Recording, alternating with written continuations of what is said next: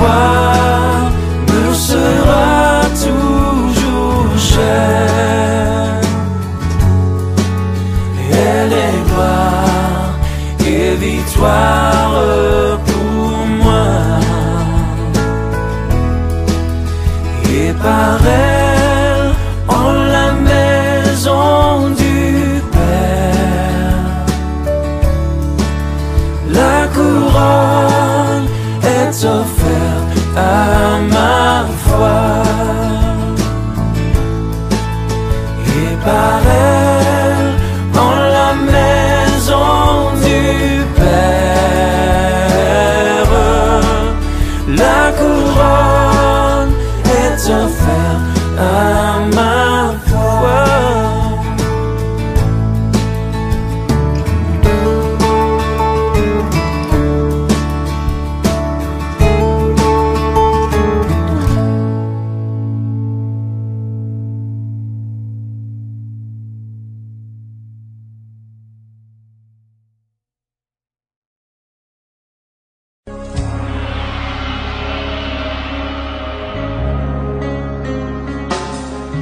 Tous les anges de sa sainteté, l'univers crie sa majesté. Chantons gloire et puissance, force et louange à l'agneau immolé, à l'agneau immolé. Les ténèbres ont reculé devant l'œuvre de la croix, devant l'agneau immolé et le sang versé pour moi. Tous les anges de sa sainteté, l'univers crie sa majesté. Chantons gloire et puissance, force et louange à l'agneau immolé, à l'agneau immolé. De la vie qu'il a donnée à la vie qui brûle en moi. Ton amour est à jamais ma reconnaissance au roi. Tous les anges de sa sainteté, l'univers crie sa majesté. Chantons gloire et puissance, force et louange à l'agneau immolé, à l'agneau immolé.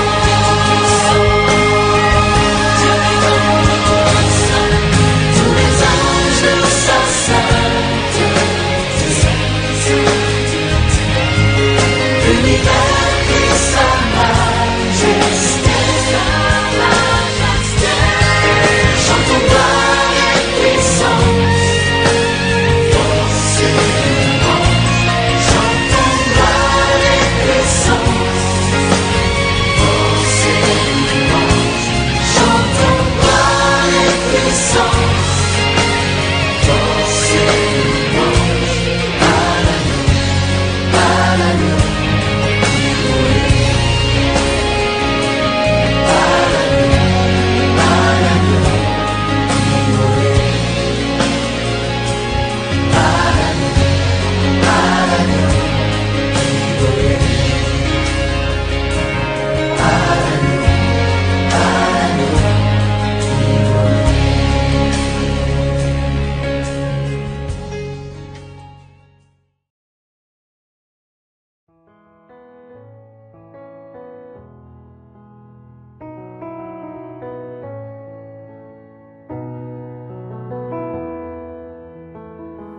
Bénis l'Éternel, ô mon âme, et glorifie son nom.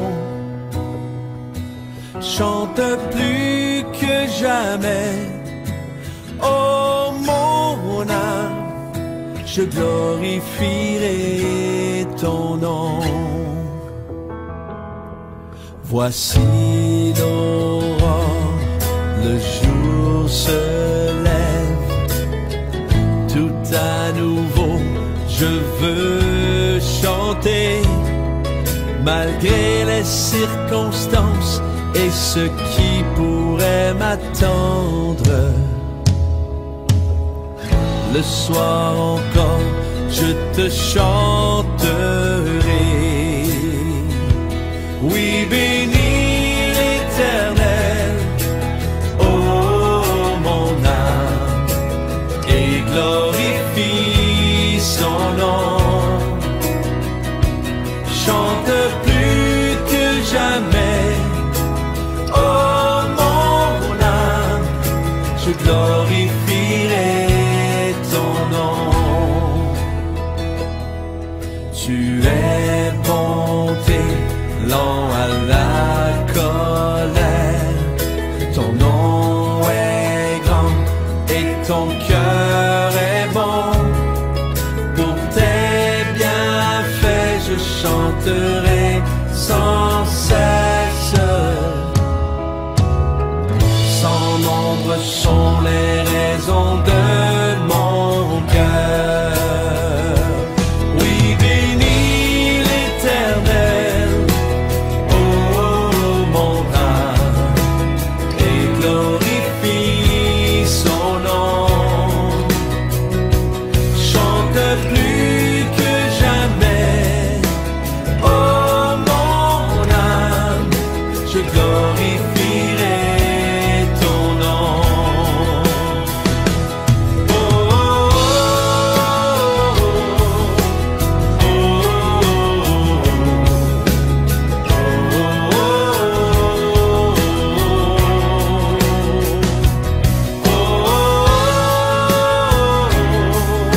oh,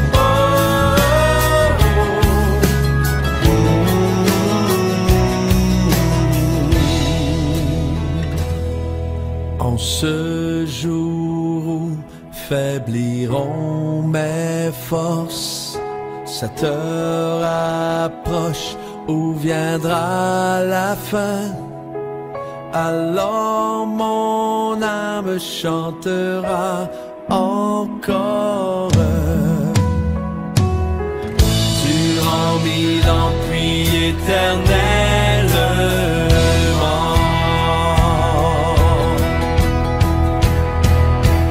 Oui, bénis l'Éternel, ô mon âme, et glorifie son nom. Chante plus que jamais, ô mon âme, je glorifierai ton nom. Oui, bénis l'Éternel, ô mon âme, et glorifie son nom. Chante plus que jamais, ô mon âme, je glorifierai ton nom. Oui, je glorifierai ton nom. Oui, je glorifierai ton nom.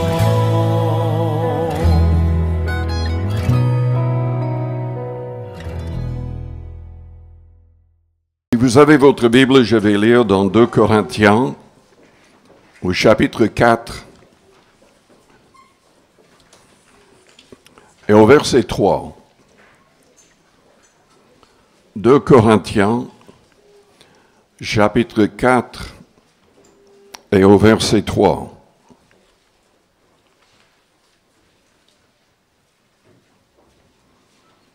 Si notre évangile est encore voilé, Il est voilé pour ceux qui périssent, pour les incrédules dont le Dieu de ce siècle a aveuglé l'intelligence, afin qu'ils ne voient pas briller la splendeur de l'évangile de la gloire de Christ, qui est l'image de Dieu.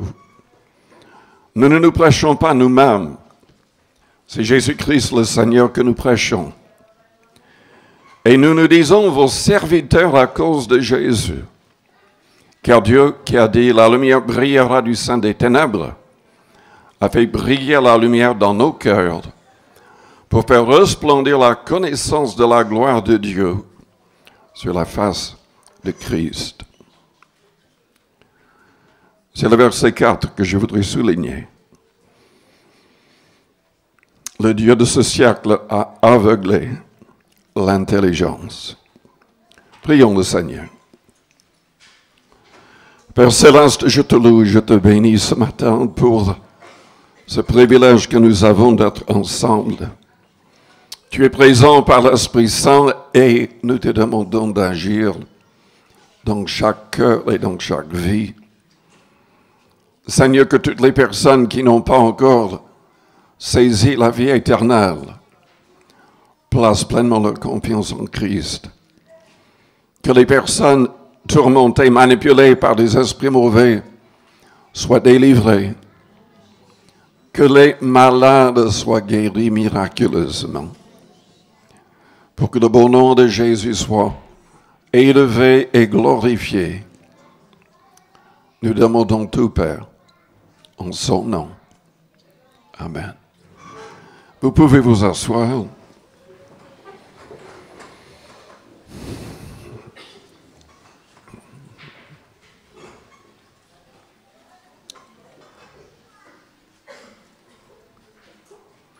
Ce matin, je voudrais parler du travail du diable. Nous devons être au courant de ce qu'il veut accomplir afin de pouvoir toujours remporter la victoire contre lui. Selon le passage que nous venons de lire, il aveugle les hommes.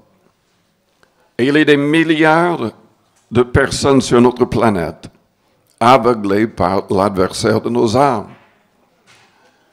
Parfois, il les pousse à l'athéisme. Parfois, il les pousse à de fausses religions. Parfois, dans le contexte du christianisme, il les pousse à accepter ce qui n'est pas la saine doctrine. Mais dans tous les cas, il travaille pour les aveugler.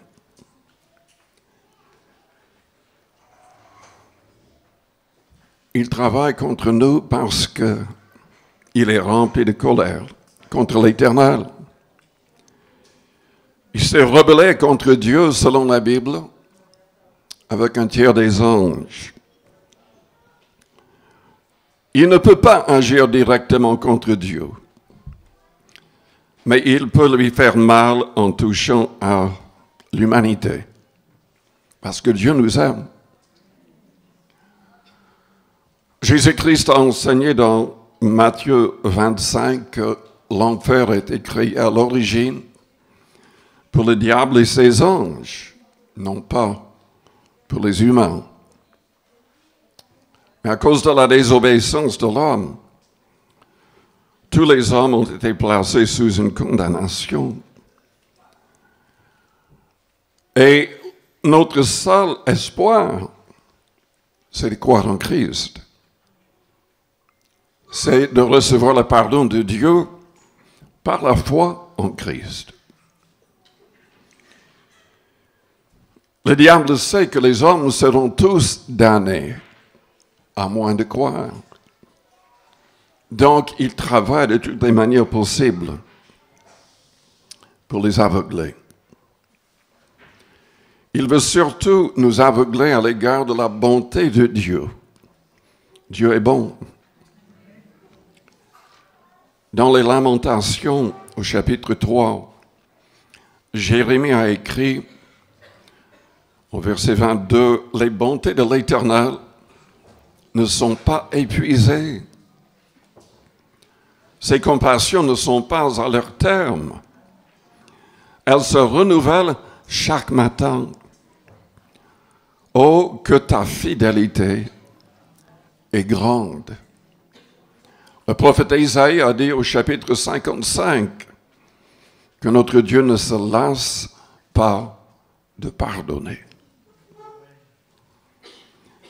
Les hommes peuvent pécher, peuvent trébucher. Même en voulant vraiment plaire à Dieu en toutes choses, ils peuvent se laisser avoir par le mal. L'apôtre Pierre lui-même s'est fait avoir.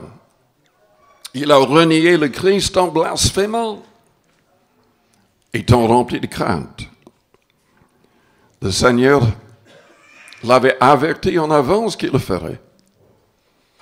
Et il a dit, j'ai prié pour toi, quand tu seras converti, affermis tes frères. Dieu ne veut pas nous juger, nous condamner, il veut nous sauver. Pierre a écrit dans 2 Pierre 3, Dieu use de patience envers nous, ne voulant qu'aucun périsse, mais que tous arrivent à la repentance. Mais la repentance est indispensable. Ce n'est pas assez de croire en Dieu, ce n'est pas assez de croire en Christ. Croire, en tout cas, selon la Bible, selon l'enseignement du Christ, c'est s'engager à fond avec le Christ. C'est l'aimer avec tout son cœur, avec toute sa force. C'est vouloir lui être agréable. Malheureusement, en dépit de tous ceux qui parlent de la bonté de Dieu, de la miséricorde de Dieu,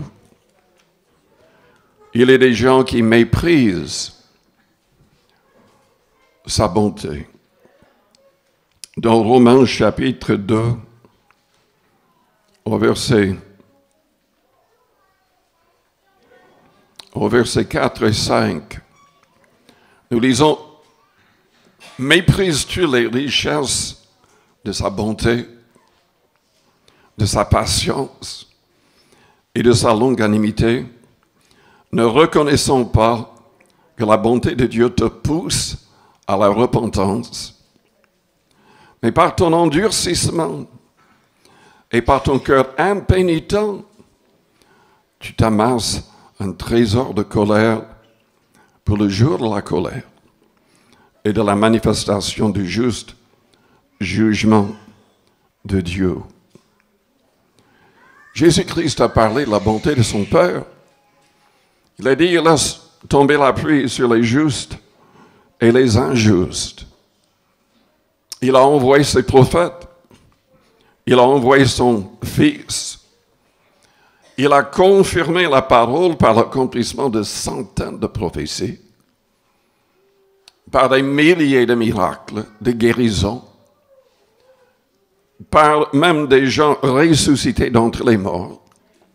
Et le Christ lui-même est ressuscité d'entre les morts, selon ses propres prophéties.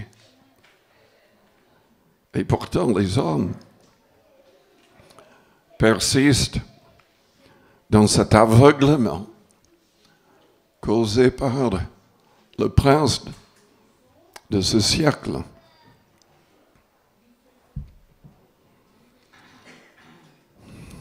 Le diable essaie de nous aveugler à l'égard de la condition spirituelle de tous les hommes. Quelle est la condition de l'homme? Tous seront condamnés. Souvent, les gens du monde chantent « Mais nous irons tous au ciel ». Mais le message de la Bible, c'est que tous les hommes iront en enfer, à moins de se repentir et de croire en Christ. Dans Romains chapitre 3, Paul a écrit au verset 10, « Il n'y a point de juste, pas même un seul. » Et au verset 23, « Tous ont péché et sont privés de la gloire de Dieu. » les hommes sont séparés d'avec Dieu. Et le seul pont entre l'homme et le Père Céleste est Jésus-Christ lui-même. Il s'est présenté aussi comme la porte. Il a dit, si quelqu'un entre par moi, il sera sauvé. Mais il a dit, nul ne vient au Père que par moi.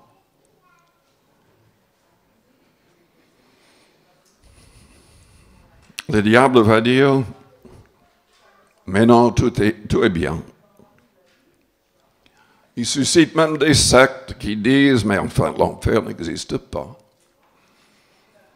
Ou si vous êtes jeté dans les temps de feu, ça va être comme ça. Vous n'existerez plus, mais vous n'allez pas souffrir. Pourtant, vous n'avez qu'à lire l'Apocalypse 14 et 20 pour constater que c'est faux, malheureusement. Les hommes sont condamnés sans la foi en Jésus-Christ. Tous les hommes sont condamnés, à moins de se repentir, devenant de vrais disciples du Christ. Le Seigneur a dit dans Jean 14, verset 15, « Si vous m'aimez, gardez mes commandements. Et je prierai le Père et il vous donnera un autre consolateur, l'Esprit de vérité. » Paul écrit dans Romains 8, au verset 9, que si quelqu'un n'a pas l'Esprit de Christ, il ne lui appartient pas. Il a dit aussi, au verset 14, que les vrais enfants de Dieu, les vrais fils de Dieu sont ceux qui se laissent conduire par son esprit. Dieu veut vraiment nous conduire par son esprit. Le jour de la Pentecôte, les apôtres, avec d'autres, il y avait 120 personnes en tout, ils ont expérimenté ce que la Bible appelle le baptême de l'esprit, le fait d'être remplis de l'esprit. Tous ont parlé en langue. Et ils ont continué à marcher en se laissant guider miraculeusement par l'esprit. Dans Acte 10, Pierre dormait. Dieu lui a donné une vision plusieurs fois. Quand il s'est réveillé, le Saint-Esprit lui a parlé directement en lui disant, mais il y a 3 hommes en bas, pars avec eux. Il a obéi, il est entré dans la maison des premiers non-juifs, et pendant qu'il prêchait, tous dans cette maison ont fait la même expérience. Tous ont parlé en langue, miraculeusement. Et Pierre les a baptisés d'eau.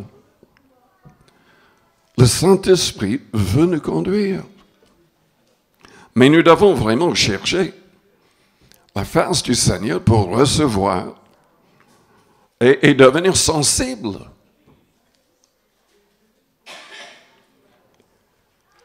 Mais le diable va dire, enfin, vous n'avez pas besoin de tout cela. Si vous croyez en Dieu, c'est suffisant. Changer complètement de vie, ce n'est pas nécessaire. Et pourtant, selon 2 Corinthiens chapitre 5, la Bible dit que si quelqu'un est en Christ, il est une nouvelle créature. Tout a changé. Tout a changé. Si tout n'a pas changé dans votre vie, je vous encourage à relire les évangiles, le Nouveau Testament. Je vous encourage à parler avec des gens qui ont fait l'expérience de la Pentecôte. Je vous encourage à devenir un vrai disciple de Christ. Dans Matthieu chapitre 23,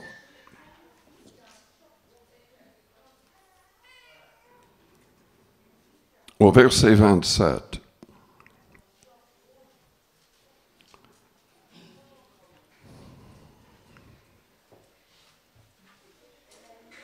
Jésus-Christ est en train de prêcher. Et c'est un passage qui souligne le fait que ce n'est même pas suffisant d'apparaître beau spirituellement aux autres. Il faut que nos cœurs soient changés. Nous sommes invités dans la Bible à garder nos cœurs plus que toute autre chose.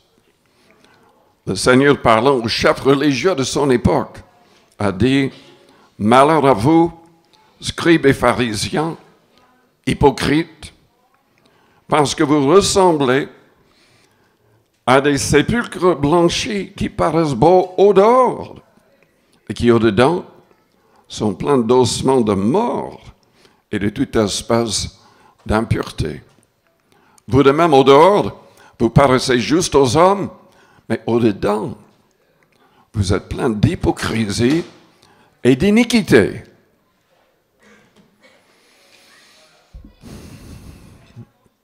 Ce n'est pas uniquement l'extérieur qui compte, ou ce qui est vu par les autres. Dieu voit ce qui est dans nos cœurs.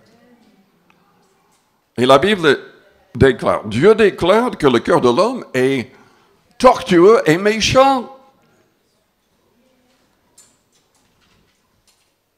Nous devons permettre que le Seigneur purifie nos cœurs. Nous devons garder nos cœurs. Nous devons chasser toute pensée mauvaise, maléfique, impure. Jésus a dit que celui qui garderait son cœur verrait Dieu. Dans Jacques, au chapitre 4, il y a un passage qui en parle. Je voudrais le lire. C'est juste après l'Épître aux Hébreux. Jacques 4, au verset 6. Dieu résiste aux orgueilleux, mais il fait grâce aux humbles. Soumettez-vous donc à Dieu, résistez au diable, et il fuira loin de vous. Approchez-vous de Dieu, et il s'approchera de vous. Nettoyez vos mains, pécheurs, purifiez vos cœurs, hommes irrésolus, sentez votre misère, soyez dans le deuil et dans les larmes, que votre rire se change en deuil et votre joie en tristesse. Humiliez-vous devant le Seigneur et il vous élèvera. C'est à nous de purifier nos cœurs, mais il nous aide. Il nous aide. L'Esprit Saint nous convainc de pécher. Selon Paul, toutes nos pensées devraient être captives à la pensée de Jésus-Christ. Je répète, Dieu voit ce qui est dans notre cœur. À l'époque de Noé, il s'est repenti d'avoir créé l'homme, parce qu'il voyait que toutes les imaginations des hommes se penchaient continuellement vers le mal. Et la terre était remplie de violence. Heureusement, il y avait quand même la famille de Noé sauvée. On ne serait même pas là. Mais Dieu veut nous sauver. Il veut toucher nos yeux spirituels pour que nous voyions, que nous ne soyons plus aveuglés par l'adversaire de nos âmes. Le diable aveugle les hommes pour qu'ils ne comprennent pas le plan de salut. Si notre évangile est encore voilé, il est voilé pour ceux qui périssent. Pour les incrédules dont le Dieu de ce siècle a aveuglé l'intelligence, afin qu'ils ne voient pas briller la splendeur de l'évangile de la gloire de Christ. Dans 2 Thessaloniciens, chapitre 1er, au verset 7, la Bible dit, le Seigneur Jésus apparaîtra du ciel avec les anges de sa puissance au milieu d'une flamme de feu pour punir ceux qui ne connaissent pas Dieu et ceux qui n'obéissent pas à l'évangile de notre Seigneur Jésus. Ils auront pour châtiment une ruine éternelle, loin de la face du Seigneur et de la gloire de sa force. Jésus l'avait dit dans Jean 17, au verset 3, que la vie éternelle, c'est de connaître Dieu et celui qui l'a envoyé, Jésus-Christ. Ce n'est pas assez de croire en lui. Nous devons entrer vraiment dans une relation profonde avec lui. Nous devons recevoir son esprit en nous et nous laisser conduire par son esprit. L'évangile, enfin la base, est résumée par Paul dans Corinthiens 15. Au verset 3, « Je vous ai enseigné avant tout, comme je l'avais aussi reçu, que Christ est mort pour nos péchés, selon les Écritures, qu'il a été enseveli, qu'il est ressuscité le 3e jour, selon les Écritures. » C'est ça la base. L'homme peut être pardonné. Dieu l'acceptera parce que le Christ est mort à sa place. Et Dieu l'a ressuscité le 3e jour, acceptant son sacrifice pour nos fautes. Nous devons le croire, et en le croyant, en l'aimant, nous mettrons ses commandements en pratique. Nous recevrons son esprit. L'Évangile est la puissance de Dieu. Dans Romains chapitre 1er,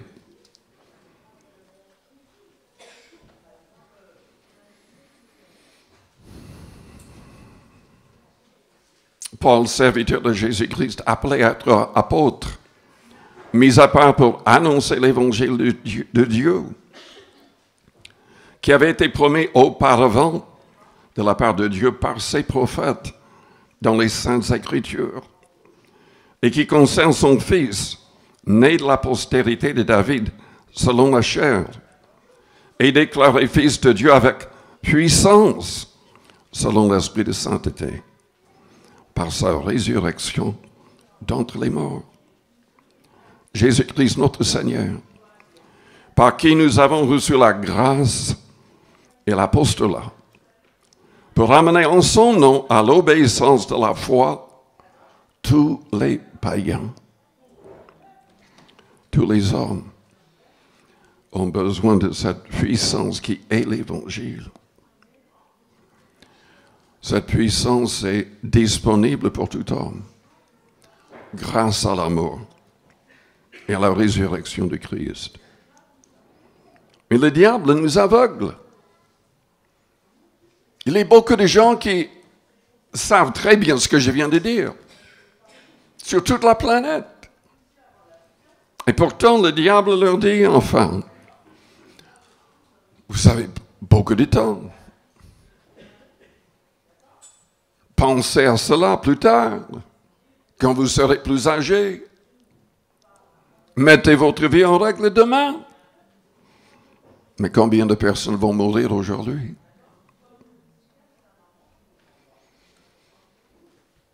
Et le problème, c'est que les hommes pensent rarement à la mort.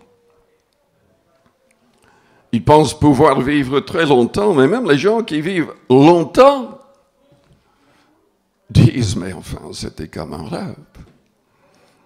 Ma mère aura 100 ans en janvier. Dieu voulant. Mais pour elle, c'est comme rien. C'est comme rien. Jacques a dit au chapitre 4, verset 14, vous êtes une vapeur qui paraît pour un peu de temps et ensuite disparaît. Dans Proverbe 27, au verset 1er, la Bible dit, ne te vante pas du lendemain, car tu ne sais pas ce qu'un jour peut enfanter. Le diable ne veut pas qu'on pense à la mort. Il ne veut pas qu'on pense au jour du jugement. Mais dans Hébreux 9, au verset 27, la Bible dit, il est réservé aux hommes de mourir une seule fois, après quoi vient le jugement. Dans l'Apocalypse 21, nous voyons comment saisir la vie par la foi en Christ. Dieu dit à celui qui a soif, je donnerai de la source de l'eau de la vie gratuitement. Celui qui vaincra héritera ces choses. Je serai son Dieu, il sera mon fils. Mais pour les lâches, les incrédules, les abominables, les meurtriers, les impudiques, les enchanteurs, les idolâtres et tous les menteurs, leur part sera dans les temps ardents de feu et soufre, ce qui est la seconde mort. Souvent, on pense à ces autres choses, à ces dernières choses, comme étant normal qu'une personne soit jugée pour cela. Et ça commence avec les lâches et les incrédules.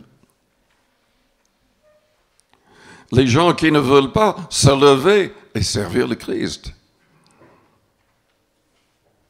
Ou les gens qui restent dans cet aveuglement en dépit de tous les avertissements. Moi, je vous pose la question ce matin. Est-ce que votre vie est en règle avec Dieu? Si vous deviez mourir à l'instant même, est-ce que vous seriez accepté par Dieu le Père? Est-ce que vous avez reçu l'Esprit du Christ? Est-ce que vous êtes conduit par son Esprit? Est-ce que vous êtes passé par une pleine repentance? Est-ce que vous êtes baptisé? Je vous invite à fermer vos yeux, à courber vos fronts. Avec les yeux fermés, les fronts courbés. Soyez honnête avec vous-même et avec Dieu.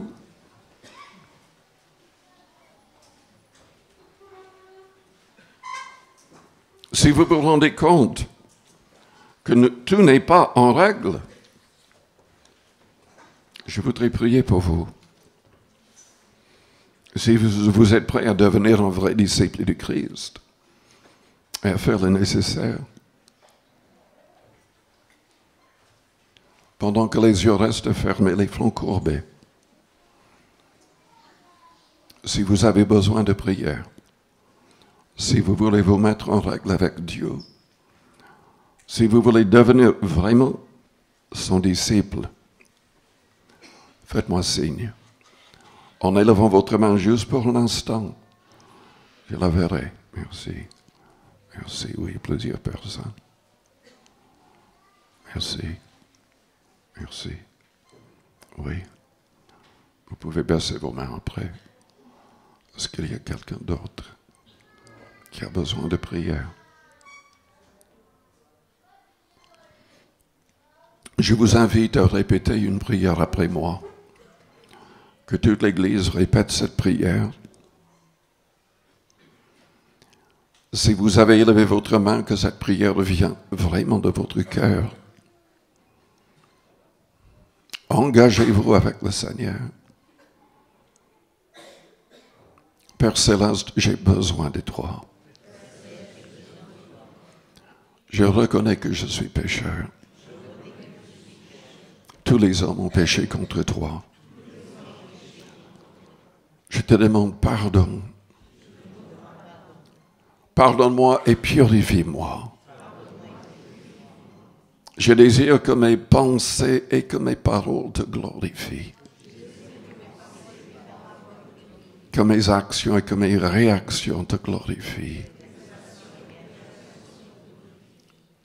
Purifie mon cœur. Éloigne de moi tout esprit mauvais et impur. Que je ne sois pas aveuglé par l'adversaire. Je désire entrer dans une relation profonde avec toi. Et je proclame ma foi en Christ. Il est le seul vrai sauveur du monde. Il est mort volontairement pour mes péchés. Tu as accepté son sacrifice pour moi. Car tu l'as ressuscité. Il est monté en gloire pour que le Saint-Esprit nous soit envoyé.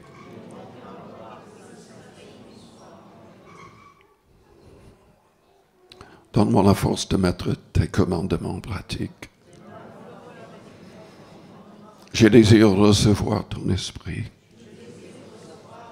et être toujours conduit par ton esprit. Je décide aujourd'hui de renoncer à tout et à tous. Que Jésus-Christ soit mon Seigneur, le maître de chaque détail de ma vie. Donne-moi une pleine victoire sur les mauvaises œuvres de la chair.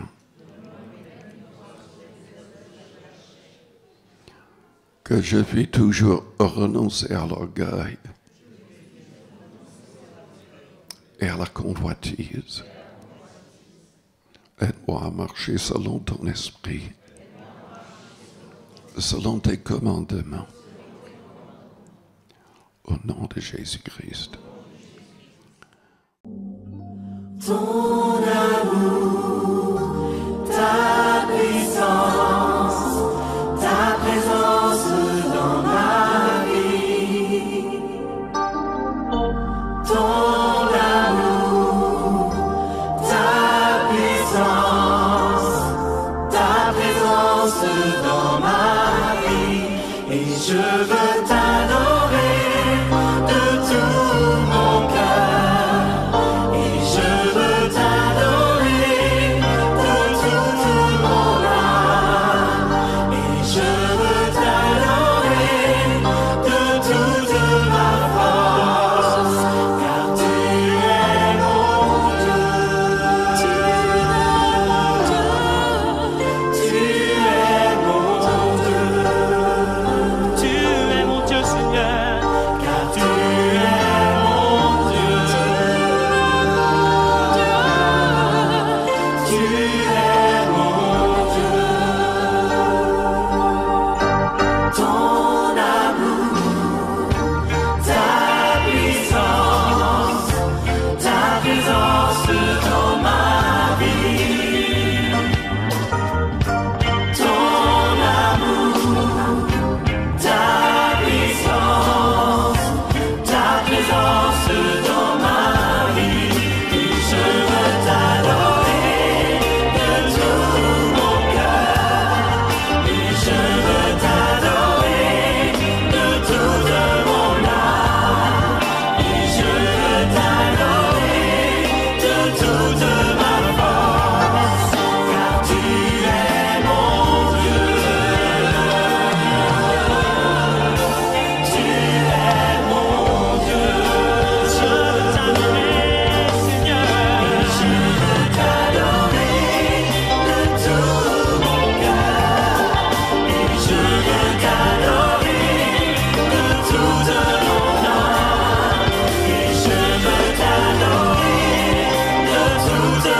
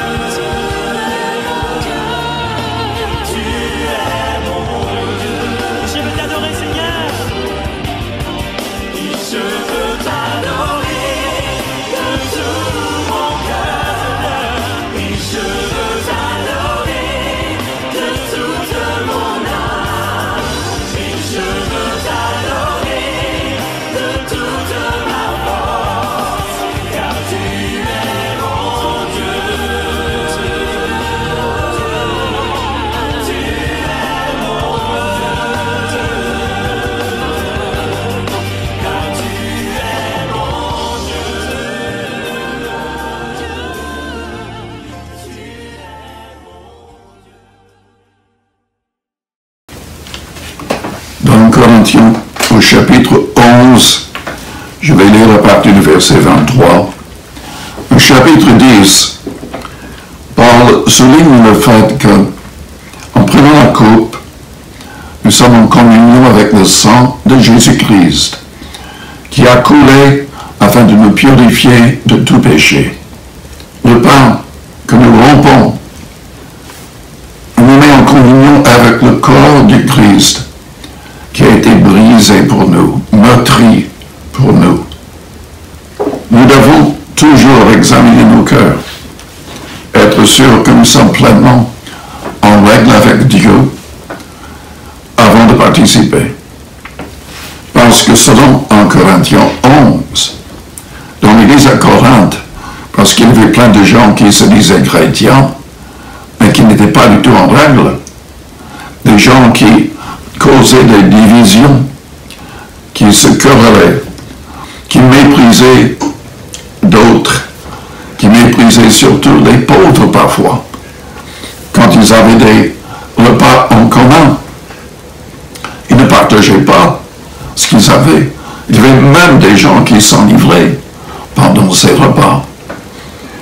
Et Paul a condamné tout cela. Et il a expliqué que c'était la raison pour laquelle dans cette église, il y avait beaucoup de malades, beaucoup d'infirmes et beaucoup de morts. Dieu ne supporte pas de telles choses dans son église. Et quand nous devenons de vrais chrétiens, nous devons faire le maximum pour réparer les torts de notre vie avant de se convertir. Nous devons demander pardon, non pas uniquement à Dieu, mais aux hommes que nous avons offensés. Et nous devons pardonner même aux gens qui ne demandent pas pardon. Nous devons aimer nos ennemis. Nous devons leur faire du bien. Nous devons surtout prier pour eux, pour qu'ils se convertissent et changent de vie, comme nous l'avons fait.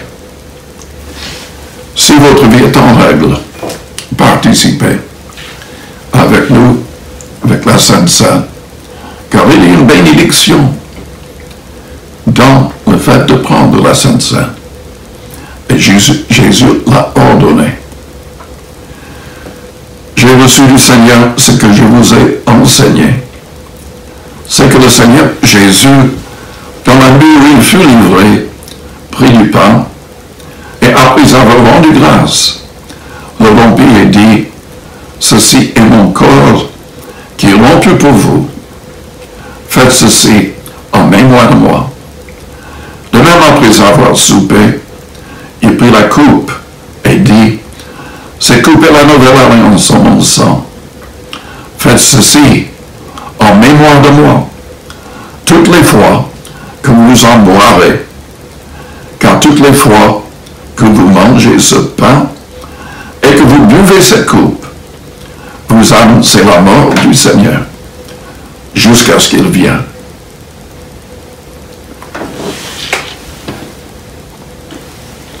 Père Céleste, nous te remercions pour le sacrifice de Jésus-Christ. Seigneur Jésus, nous te disons merci. Tu as accepté la mort pour nos offenses. Et tu nous offres la vie éternelle. Seigneur, nous recevons par la foi. Nous prenons ce pain en mémoire de toi. Nous prenons cette coupe en mémoire de toi. Ton corps a été meurtri. Ton sang a coulé pour que nous ayons la vie éternelle, pour que nos péchés soient effacés. Purifie-nous entièrement. Aide-nous à devenir chaque jour un peu plus comme toi, en pureté, en amour, obéissant pleinement, se laissant guider par ton esprit. Mangeons ensemble le pain et recevons la force du Seigneur.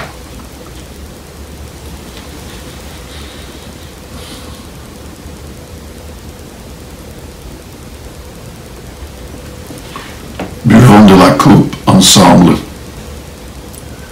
et remercions le Seigneur par la suite pour son sang qui a coulé pour chacun de nous.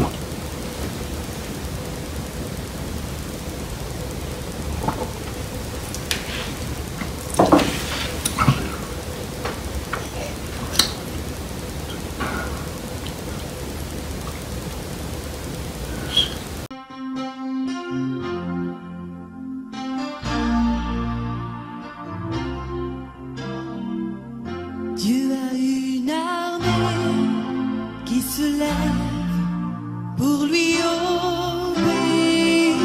Dieu a une armée qui se lève pour le servir. Peuple de Dieu, lève tes mains pour l'adorer.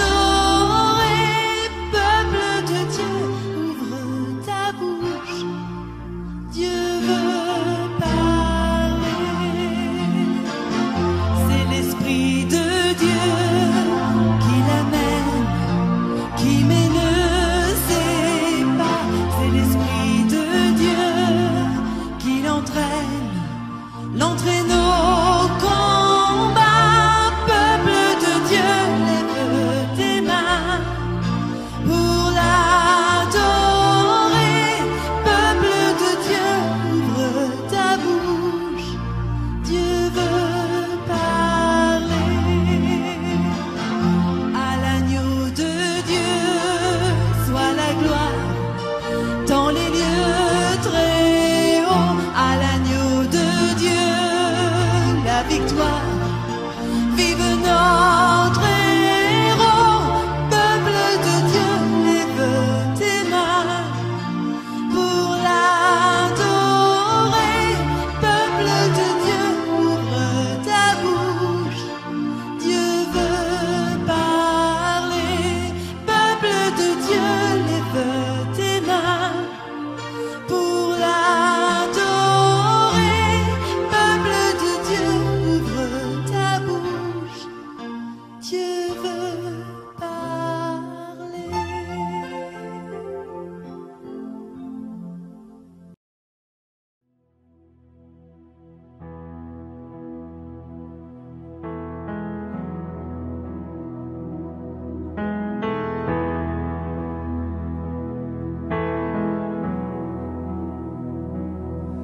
Grâce infinie de notre Dieu qui un jour m'a sauvé. J'allais errant de lieu en lieu quand il m'a retrouvé.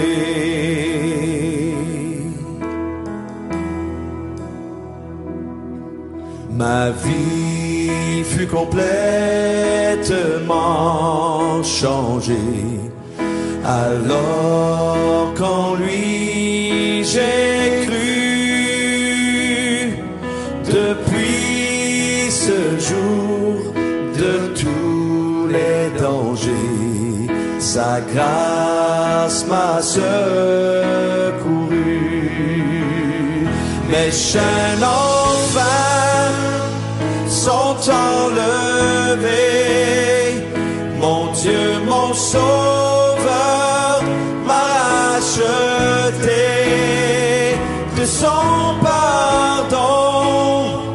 Il m'envahit,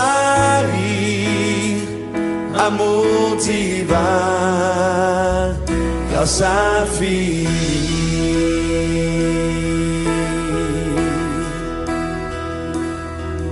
Dans mes épreuves et mes labeurs, toujours suffit sa grâce.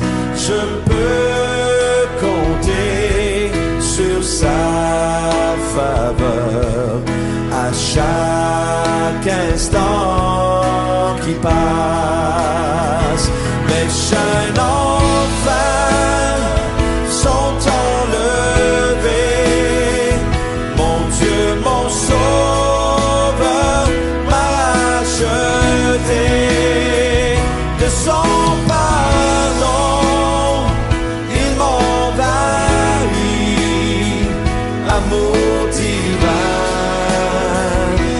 grâce infinie.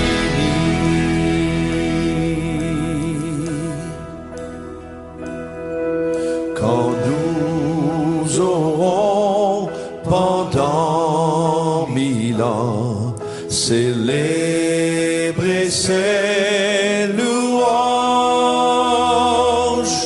nous pourrons comme au commencement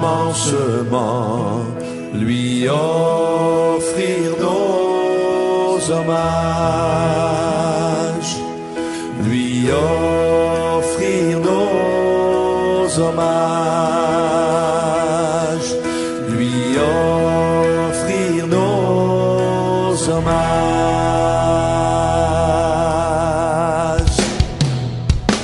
Mes chaînes enfin sont enlevées, mon Dieu, mon Sauveur m'a racheté. De son pardon, il m'envahit, amour divin, grâce infinie.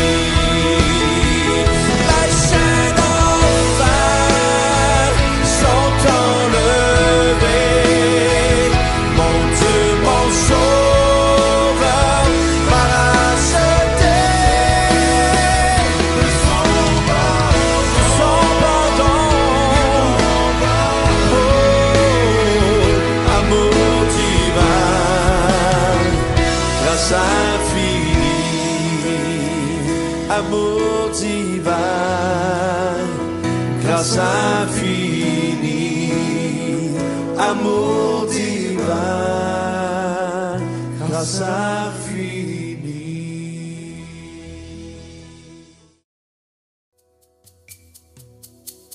L'Éternel règne, il est majestueux. L'Éternel règne, il est saint de force. L'Éternel règne, il est sur son trône pour la durée des temps. Pour la durée des temps, l'Éternel règne. L'Éternel règne, il est majestueux.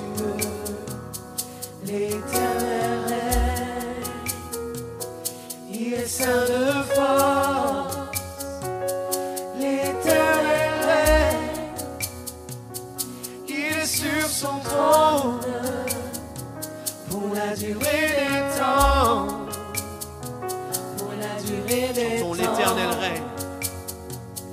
L'Éternel règne, il est majestueux. L'Éternel règne, il est saint de force. L'Éternel règne, il est sur son trône pour la durée des temps. Pour la durée des temps. Dieu est puissant, Dieu est puissant. Dans les lieux célestes, ses témoignages sont véritables. La sainteté convient à sa maison. Pour la durée des temps, pour la durée des temps. Puissance et force, puissance et force sont dans son temple, devant sa face. Tout est splendeur, famille et peuple, rendez-lui gloire. Il est dit pour la durée des temps, pour la durée des temps, pour la durée des temps, pour la durée des temps, pour la durée des temps. Nous t'adorons pour la durée des temps. Nous t'exaltons car tu es grand.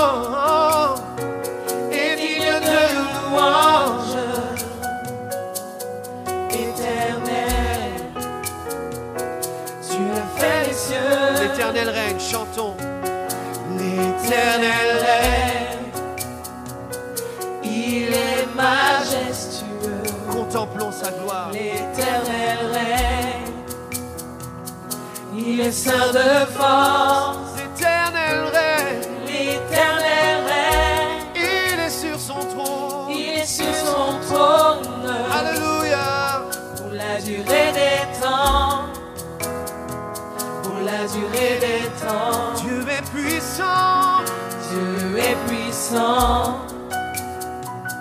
Dans les lieux célestes, ses témoignages sont véritables. la sainteté, La sainteté convient de sa maison.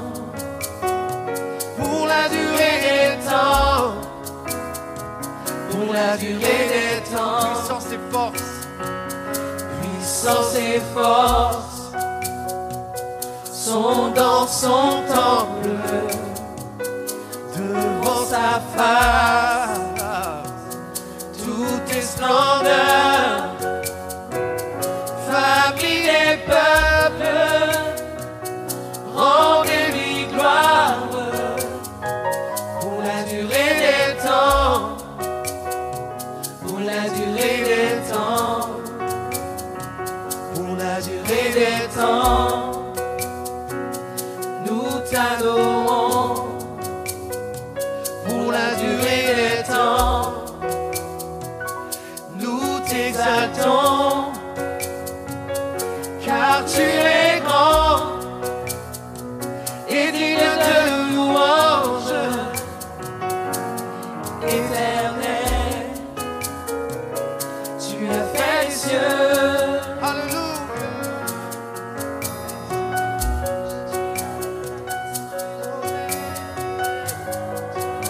Tu es grand et merveilleux, tu es l'Éternel, l'Éternel qui vit à jamais. Tu es sur ton trône, Seigneur, et tu vis éternellement, tu vis éternellement. Tu es l'Éternel des armées, l'Éternel souverain. Nul n'est comme toi, Seigneur, nul n'est comme toi.